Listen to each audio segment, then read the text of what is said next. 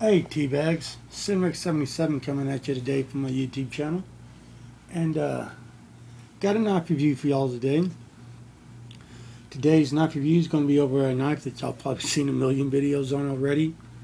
But here's the thing, none of those are my knives, and none of those are my videos. How do you like that? But before we get into the knife, I want to show y'all a little something that I happened to come across at ye local pawn shop, and thought it was just a wicked cool little find. As y'all can see, it's a Zippo. Okay. That is part of the original sticker. And when you flip it over, looky there. This is one of the original Camel Zippos that you could only get in the early to mid 90s from Camel via the Camel Cash. It is brand new. And I do mean brand new. And yes, that is the insert that goes with it, because the markings match up perfectly about the dates and the way the dates are put on it and everything. As y'all can see, it's not even been used to house another lighter. Alright. See how the inside of that one's all dark and mucky, and you can see soot in the lid and everything. Well, that's not the case on this one. I ain't putting fluid in it. I just thought it was a cool find, and I just figured I'd share it with y'all. So there you go. Now, to the knife at hand. Like I said, y'all have seen tons of videos on this knife online. It's a very popular, very famous knife. A lot of people like it, and it has actually set the standard for knife carry when it came out. So today's knife, Spyderco Endura 4th generation. Ooh, I messed that up. There we go. Now, go over some specs with y'all real quick. Overall, I measured this knife at 8 5/8 inches. Spyderco has it on their website as 8 3/4 inches overall. Now, I have measured the handle at 4 7/8 inches long. Spyderco has it at straight up 5. Okay. We do have a 4 1/2 inch long blade, and when I say that, I mean from tip to the tang, y'all. It's 4 1/2 inches, and I don't just count what you can see. I have to count it all, because guess what? There's more than what you see in there, as y'all can see right there.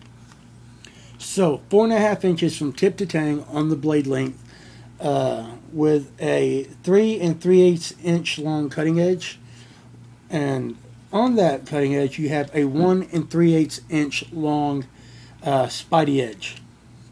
Okay, nice. You have what they call bi-directional texturing on the handle, 4-way position pocket clip for either tip up, tip down, left and or right carry. Blade steel is VG10 from Seki City, Japan. Now, I don't know if any of y'all's done y'all's homework about the Endura or the Delica, but they both came out in 1990. And when they did, they actually broke standards. These were the first mass-produced affordable single-hand open pocket knives that were lightweight in nature. Okay, because I do believe it's like 3 ounces, 3.5 ounces grand total weight on this one, and I think I am giving it a little extra. Before then, you did not have a knife that you can open single-handedly easily that was affordable. And they've actually only have gotten better since. This is the 4th generation These are really well put together. I've had this one apart a couple of times already. I've actually have a video with this one apart in, along with both of my Caras. And I have to say, I really have to say, I am impressed. I have never been a fan of FRN handles at all, because to me they've always seemed cheap, too plastic-like. I never truly gave them a run for their money based on anything other than their looks. So we've gotten past that. This was given to me by my brother Exacto. I've had it for a whole hot moment now. I've carried it a lot, and I've used it quite a bit, and I love him, but at the same time I hate him for this damn knife. If you've never tried to sharpen VG10 steel,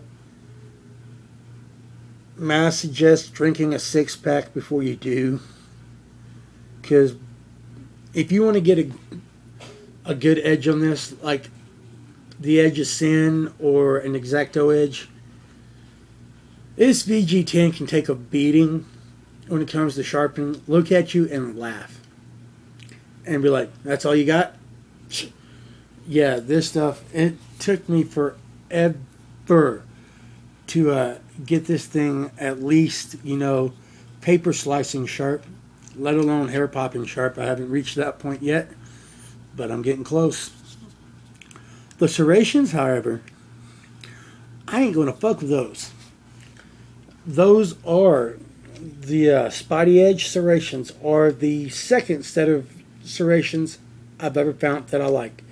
And it's the first set that's done in what they call a triple point pattern, which is,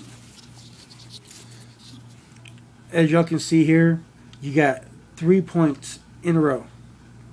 Bam, bam, bam. That's why it's called the triple point pattern. It is a very common pattern for serrations.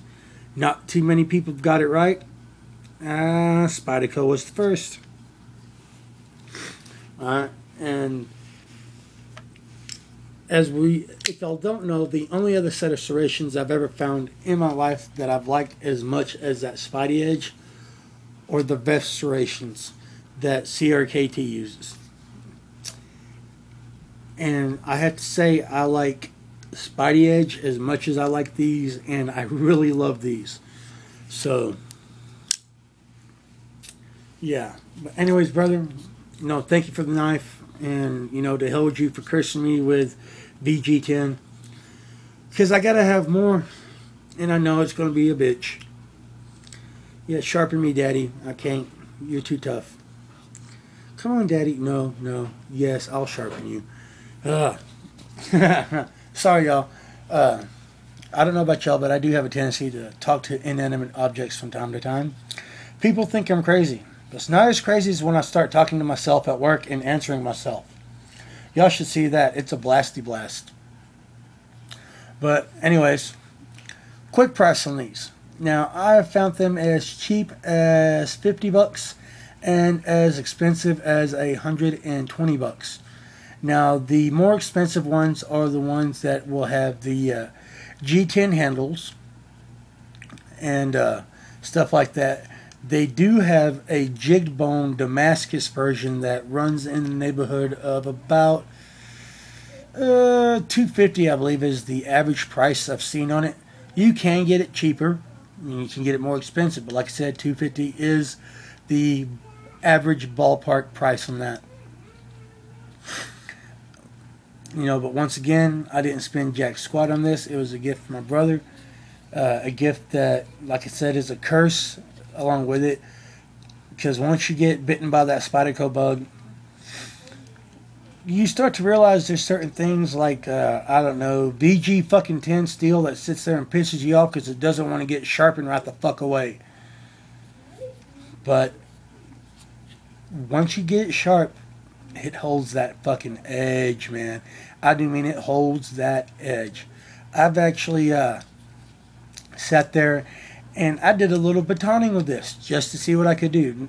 You know, granted, it was a piece of dried oak, like 1.5 inches in diameter, but I still did it, and it worked great. And that's the reason why I had to sharpen the edge, because I put it through a little bit of abuse.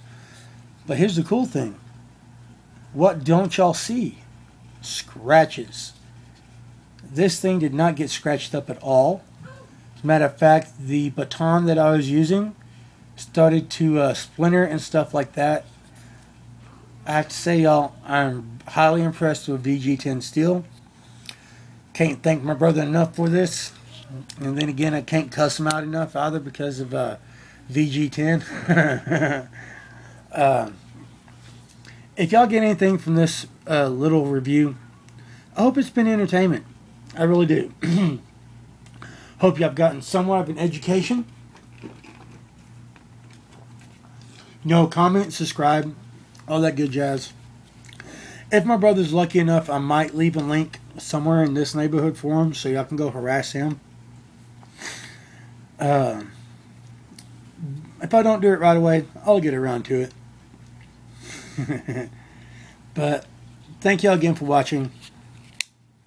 I appreciate all y'all. I really do. Keep your finger in the chool. Thank you very much. Have a nice day. Bye, y'all.